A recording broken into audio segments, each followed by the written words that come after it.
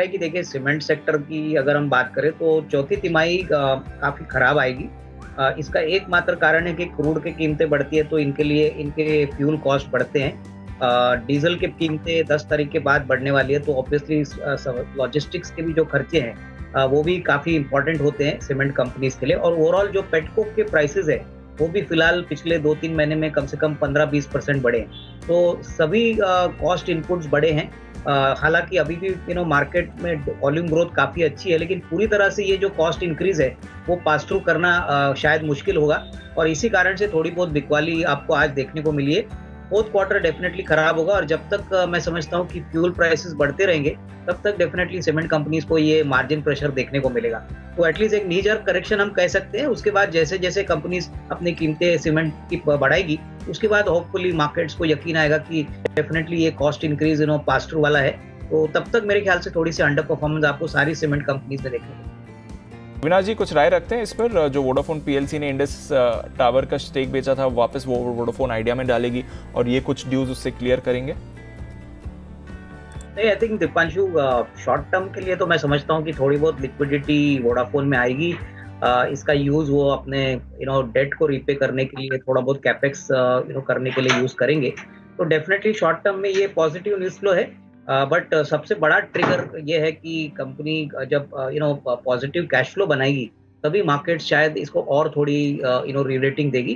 तो मैं समझता हूँ कि जिनके पास है वो होल्ड करे। नया निवेश मुझे लग रहा है कि 1-2 महीने में होपफुली थोड़ा सा और पैसा कोई स्ट्रेटेजिक इन्वेस्टर से आता है तो डेफिनेटली मार्केट्स इसको बहुत पॉजिटिवली लेगी। और जिस प्रकार से आरपूस बढ़ रहे हैं दीपांशु, मुझे लग रहा है कि यहाँ पे भी पॉसिबिलिटी है कि वोडाफोन का आरपू काफ़ी समय के बाद बढ़ेगा, तो इसका भी फायदा कंपनी को मिलना है। देखिए करेंसी को लेके ये माना जा रहा है कि यूएस डॉलर स्ट्रेंथन हो रहा है, रुपया वीक हो रहा है। तो फ्रेश पैसा मेरे ख्याल से अभी डिपेंडेंट है कि 14-15 मार्च को क्या फेड की पॉलिसी रहेगी, वेदर 25 बेसिस पॉइंट हाइक होता है या 50 बेसिस पॉइंट होता है।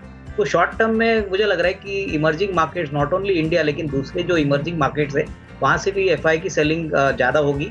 तो इसके लिए हमको तैयार रहना है। अच्छी बात यह है कि डोमेस्टिक फंड्स भी बाय कर रहे हैं, रिटेल कम्युनिटी भी अभी जेन्युइनली बाय कर रही है और पुराने दिनों में तो लोग कोई भी फॉल को लेके बहुत घबरा के बेचते थे, लेकिन अभी रिटेल इन्वेस्टर्स काफ़ी मैच्योर हो चुके हैं अनिल जी।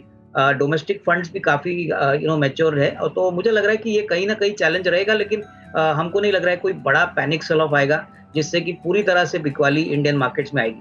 तो मेरे ख्याल से सेंटिमेंट इंप्रूव होगा तो ऑब्वियसली ये बाइंग का भी जो रन रेट है वो थोड़ा सा कम हो जाएगा और मेरे ख्याल से निवेश के मौके काफ़ी मिलेंगे।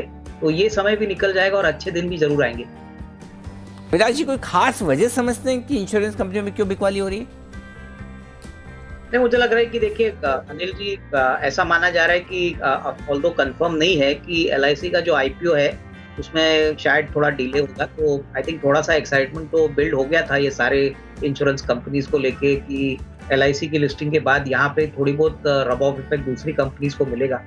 मेरा मानना है कि जो चौथी तिमाही आएगी एटलीस्ट फंडामेंटली यहाँ पे कोविड के प्रोविजंस बहुत कम रहेंगे और आने वाला साल FY23 तो काफी सिग्निफिकेंटली अच्छा आएगा क्योंकि इनके सारे जो बैलेंस शीट्स है FY22 में इसमें काफी बड़ी कोविड प्रोविजनिंग हुई है। तो डेफिनेटली थोड़ा बहुत सेंटिमेंटल फॉल लग रहा है, इसमें कोई डाउट नहीं कि फंडामेंटली ये स्पेस अभी भी बहुत बड़ी अपॉर्चुनिटी है और निवेशकों को अगर लंबी अवधि के लिए निवेश करना है तो ये जो करंट डिक्लाइन मार्केट में आपको दिख रहे हैं उसका मौका जरूर लेना चाहिए क्योंकि इंश्योरेंस डेफिनेटली आने वाले 1-2 सालों में अच्छा आउट परफॉर्मेंस दिखाएगा, ऐसी मेरी अंडरस्टैंडिंग है। तो इसमें कोई घबराने वाली बात नहीं है, 1 या 2 दिन थोड़ा सा अंडर परफॉर्म हो सकता है। अविनाश जी कैसे देखें डेवलपमेंट को?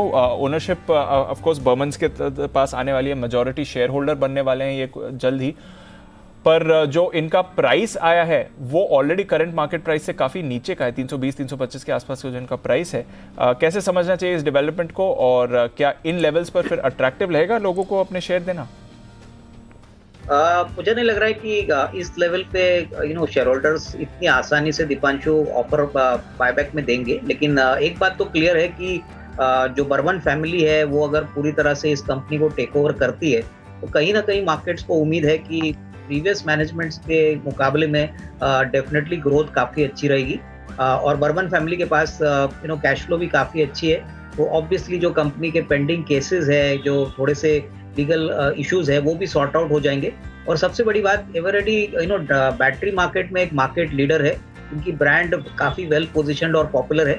तो मुझे लग रहा है कि B2C बिजनेस में ग्रोथ पोटेंशियल जो अभी तक पूरी तरह से कंपनी ने अचीव नहीं किया था, वो होपफुली बर्मन फैमिली आने के बाद अचीव होगी। तो ये देखते हुए मार्केट्स में एक अच्छा एक्साइटमेंट है कि नया मैनेजमेंट चेंज आया है, और ये डेफिनेटली एक री रेटिंग का एक बहुत बड़ा रीजन है। But as far as offer की बात है, मुझे लग रहा है कि 320-25 में इन्होंने ऑफर किया है, करंट प्राइस 365-70 है, तो इतना इमीडिएटली अट्रैक्टिव नहीं लग रहा है कि निवेशकों को ये शेयर ऑफर में देने के लिए।